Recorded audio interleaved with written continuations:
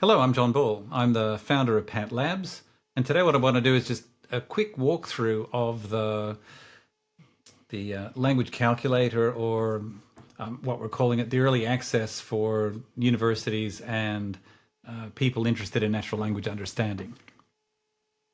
Okay, so let's go and get into it. We have here a number of options. You can see that we've got a home screen, introduction. So the home screen is just the welcome to the language calculator. The introduction talks about what it is, about pattern theory and role and reference grammar that drive our architecture and our decision-making process, what you get with early access, and conversation in the future, what that's going to look like. So then the next two elements, I'll just go to the meaning element first.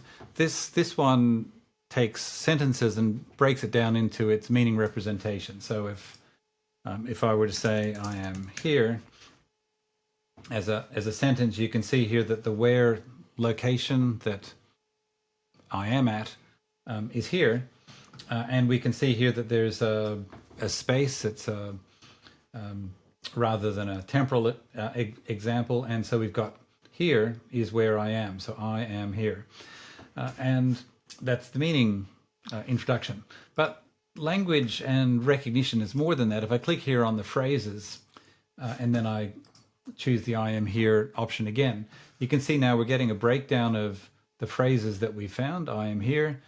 We get the phrases that follow the word am and the phrases that follow the word here. So when we look at the phrases that follow I, you can see some of them are just the I itself. And this is now selecting all of the options. You can see here, we started with I, we then recognize I plus am. These are different intermediate products. I am here. This is another intermediate product. And here we've got a semantic set. So this is the meaning representation of the whole thing. But we make the matching process transparent so that you can work with it. When I click here on more, I'm here, you're getting the same representation that we saw for the full representation. And that's because what we're looking for in the language isn't the intermediate steps that are taken, it's the final result. And in this case, we've got one final result. Now, if we move to the conversation engine, this works the same way. If we said, this is Beth arrived, she saw Sam. If we just put in those two sentences, any time the system recognizes a statement, we add that to context. And anytime we enter a question, we just look at the context and then we interpret what the answer should be. So here all I've done is add two statements. And if we look at the current context, you can see that we've got Beth arrived, she saw Sam. Beth arrived means that Beth is now at some location that we haven't specified, because we said she arrived. We didn't say she arrived, I don't know, at the house or something. So it's just representing what we've just said. And then she saw Sam is she sees Sam. And at this point you go, well, that's not very helpful, because what does she represent? But if we go into the details here, we can see that she is the location pronoun and Beth is now sitting there in the location.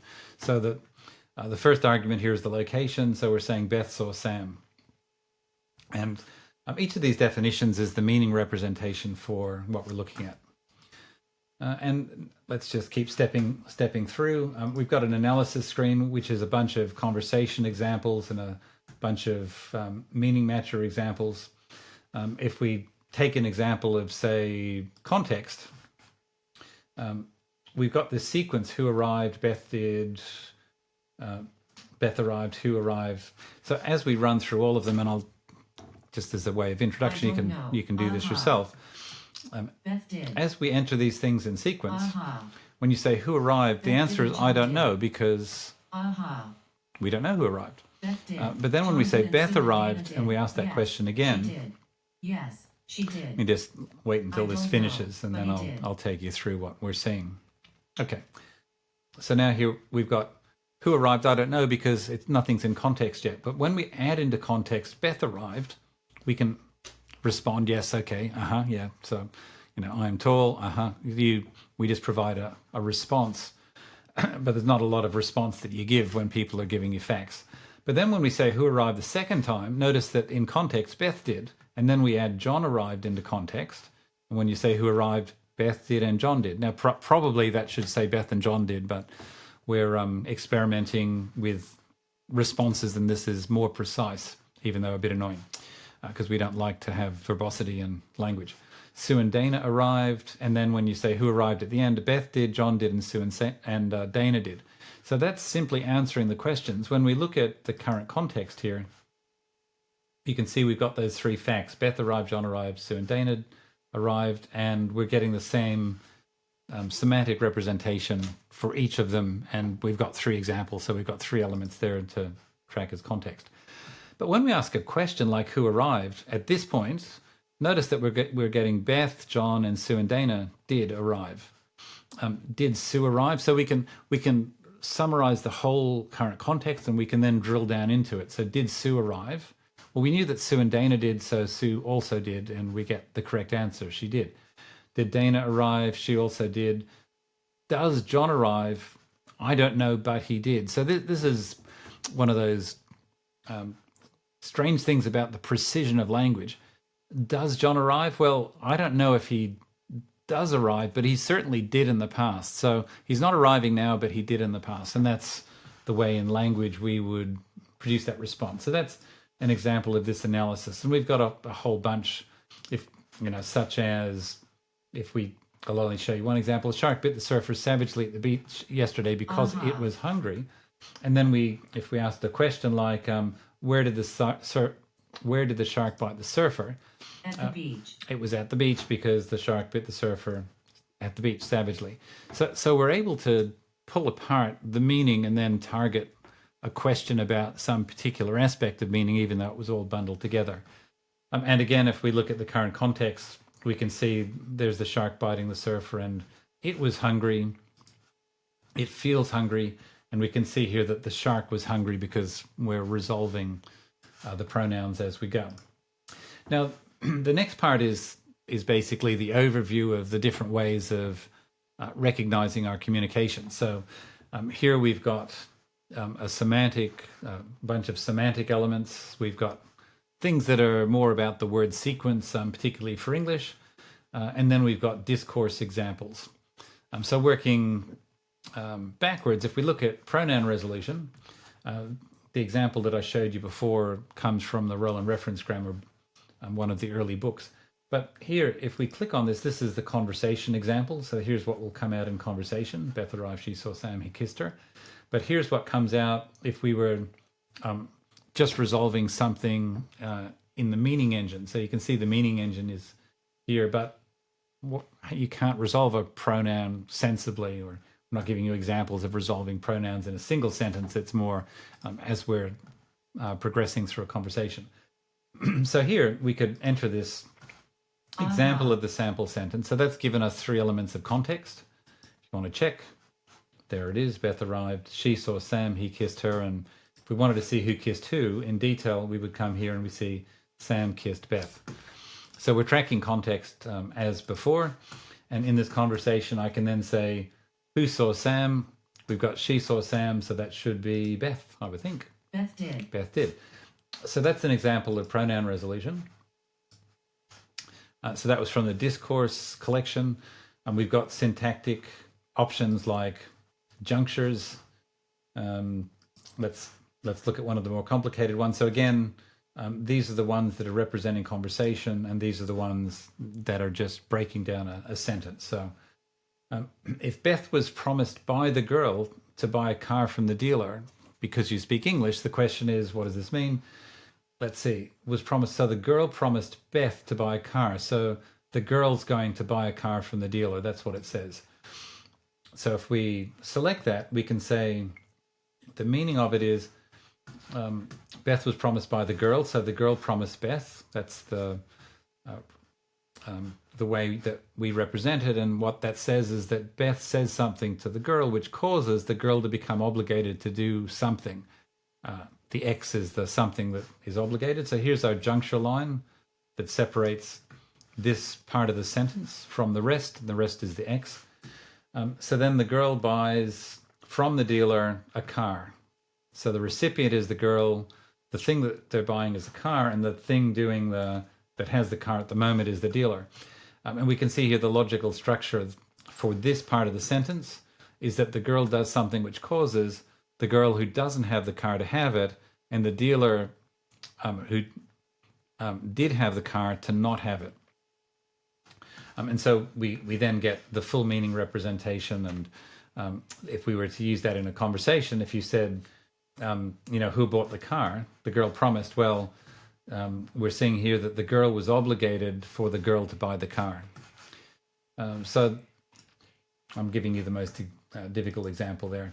So the final piece is semantics. So we can break down different types of sentences. Source of information, is explaining to the person you're talking to, where did that information come from?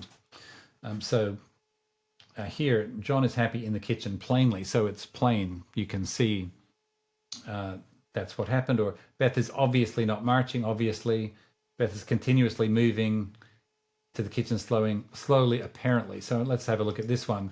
So it was apparent. We can see here at the very outmost layer, it was apparent or evident. It was evident that the rest of this, slowly, Beth moved, covering a path that finished in the kitchen. So Beth is in the kitchen at the end. So there's our breakdown there. So that takes us through categories. Feel free to work through all of those examples. They are all expected to be in our test suite. So when we release new versions of our software, all of the tests should mean that these all work correctly. But again, this is the early access program, and part of the thing that we might notice is errors from time to time. What's the word sense? Excuse me. Well, so there can be predicates like cough and reference like water. A predicate is something that relates other things, other elements in language, and water is a thing, it's a reference. If we look at the forms of water, you can see here that we have a definition. We don't use the definition in the system other than to know what we're talking about. It's a binary compound. It has a hypernym. It's a kind of entity, and it's also a kind of volume. It's a three-dimensional space. Water. You can't have water sensibly that is completely flat, two-dimensional. And then we don't have water and waters in normal speech. If you're talking about water, it's singular and plural. You don't say waters. Not in this particular sense. And if we now, let's see, go back. Oops, where are we here? Go back to our list. So that's an example of a referent, and an example of a predicate is here. Predicates are more complicated because they determine what their arguments are. So in the predicate cough, you can see here that we have a symbol for it, p:\cough. This is language independent, but for debugging, it's good to have something in my language so that I know this represents the predicate cough. This tells the system it's a predicate. There's the definition here that tells me as an English speaker what it means. We don't use it to recognize things. It's an activity, not a state, from the role and reference theory, and we write this symbol cough when we generate the logical structure. Now, because it's a predicate, it defines what its arguments are allowed to be. It helps us understand in a long sentence what makes sense and what doesn't. So we're allowing the actor to be a person or something that's animated. So a robot can cough, a person can cough, a dog can cough, they're animated, and we then allow it any sort of syntax that aligns with a one-role activity. Won't explain how that works for now. And then finally, in terms of its meaning, it's a one-role predicate. It's not causative by default, and it's simulfactive, meaning when you cough, it's an activity. There's no change of state. So you cough and then you're back to normal. There's nothing that's changed as a result. And it's positive polarity. So if you cough, it's, not coughing, as in, unhappy, uncough, whatever that would mean. And here in English, we're not doing the word breakdowns at the moment with a system. We're simply taking one of these set elements because fundamentally that's just a different level of recognition. And so we're not trying to simulate it here.